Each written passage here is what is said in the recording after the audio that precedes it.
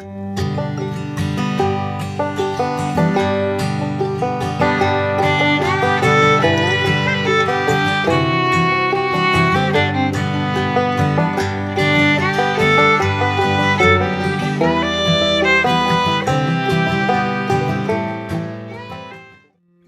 বন্ধুরা, আশা করছি তোমরা সবাই খুব ভালো আছো। আমিও ভালো আছি, আর গরমটাও খুব ভালোই আছে। তো যাই হোক, গরমের মধ্যেও আমাদের নিজেদের যত্ন তো নিতেই হবে। আজকে তাই কোনো ডেলি ভ্লগ নয়, আজকে শেয়ার করছি আমি আমার চুলের কেয়ার কিভাবে করি গরমের মধ্যে। আর আমি যেখানে যাব সেখানে এদের দুজনকে থাকতেই হবে আমি কি করছি দেখার জন্য। তো তারপরে নিয়েছিলাম কারি পাতা, আর কারি পাতা, জবা পাতা, ফুল আর একটু অ্যালোভেরা নিয়ে চললাম বাড়ি। আর আগের দিন রাত থেকেই না একটু চাল ভিজিয়ে রেখে নিয়েছিলাম। আর এই চাল ধোয়া জলটা ফেলে দেবো না, এটা আইস রোলারের মধ্যে রেখে নেব। তো তারপরে চালটা ফুটিয়ে নিয়েছিলাম মোটামুটি।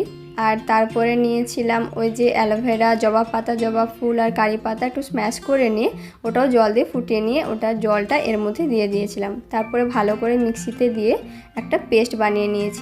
এর মাঝখানেও না আমি সেদিন একটা কাণ্ড ঘটিয়ে ফেলেছি, তোমাদেরকে বলছি দাঁড়াও। তারপর তো যাই হোক, পেস্ট বানিয়ে নিয়েছিলাম। তারপর এর মধ্যে দিয়েছিলাম একটু দই, মানে টক দই, আর একটা ডিম, আর রোজমেরি এসেন্সিয়াল অয়েলের কয়েক ফোঁটা। তো ওটা তোমরা দিতেও পারো, নাও দিতে পারো, কিন্তু ডিমটার একটা গন্ধ থাকে তো তাই জন্য দিয়েছিলাম ওটা। আর বাকি মধুটাকে কি নষ্ট করবো বলো তো, খেয়ে নিলাম। আর তারপরে আবার ভালো করে এটাকে মিক্স করে নিয়েছিলাম। আচ্ছা দেখো, তোমাদের যদি ভিডিওটা একটুকুও ভালো লাগে তাহলে কিন্তু লাইক আর সাবস্ক্রাইব করে দিয়ে যেও। আর তোমরা বলো যে এরপরে তোমরা এসব নিয়ে আর কিছু ভিডিও দেখতে চাও কি না। তারপরে একটা পাতলা সুতির কাপড় নিয়ে ওটাকে ভালো করে ছেঁকে নিয়েছিলাম।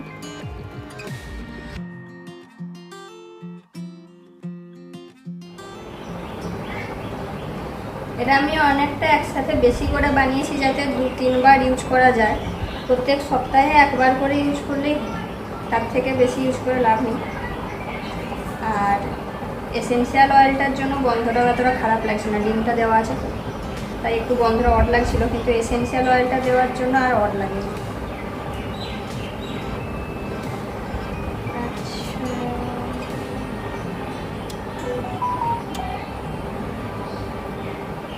রেডি।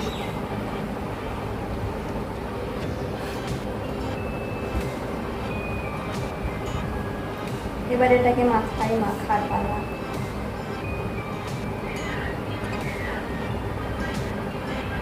প্রচণ্ড ফ্যানের আওয়াজ আসছিল, একটু অ্যাডজাস্ট করে নিও।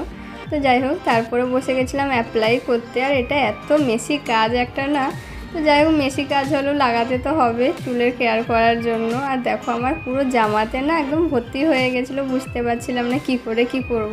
এখানে যদি কেউ হেল্প করে দেয় অনেক ভালো হয়, মানে কেউ লাগিয়ে দিলে না অনেক ভালোভাবে অ্যাপ্লাই করা যায়, তখন চুলের মানে কোয়ালিটিটাতেও না আর একটু বেশি প্রভাব পড়ে। জানো তো, আমার আগে একবার একজন দিদি লাগিয়ে দিয়েছিল, সে সময় অনেকটা টাইম ধরেও ভালো করে লাগিয়ে দিয়েছিলো। আমার চুলটা দেখলাম তার থেকে আরও ভালো হয়েছিল এবারে যেরকম হয়েছে।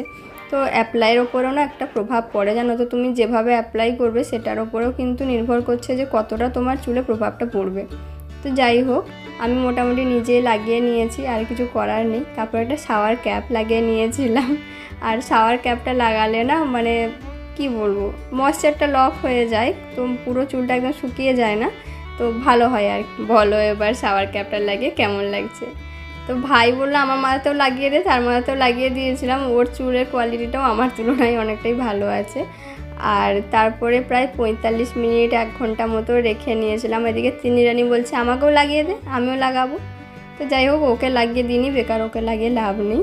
তো আমি প্রায় 1 ঘন্টা মাথায় ওটা লাগিয়ে রেখে স্নান করতে চলে গিয়েছিলাম। 6.5 hours later. কি কীর্তি করেছি বলো তো, চুলটা দেখে কিছু বুঝতে পারছো? ভালো করে একটু দূর থেকে দেখো। আচ্ছা, আমাকে না একজন বোন কমেন্ট করেছিল আমার হেয়ার কেয়ার নিয়ে কিছু ভিডিও বানাতে, বা তাকে জানাতে যে আমি কীভাবে চুলের লেন্থটা বাড়াই, সেই জন্যই আমি ভিডিওটা বানিয়েছি বিশেষ করে। তো কেমন হয়েছে ভিডিওটা অবশ্যই জানিও।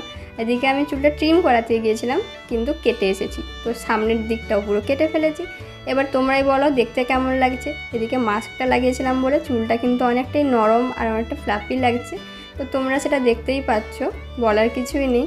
এবার তোমরাই বলো যে ভিডিওটা কেমন হয়েছে, তোমাদের ভালো লেগেছে কি না। আর এরকম যদি আরও ভিডিও চাও তাহলে কিন্তু কমেন্টে জানিও। দেখা হচ্ছে পরের ভিডিওতে।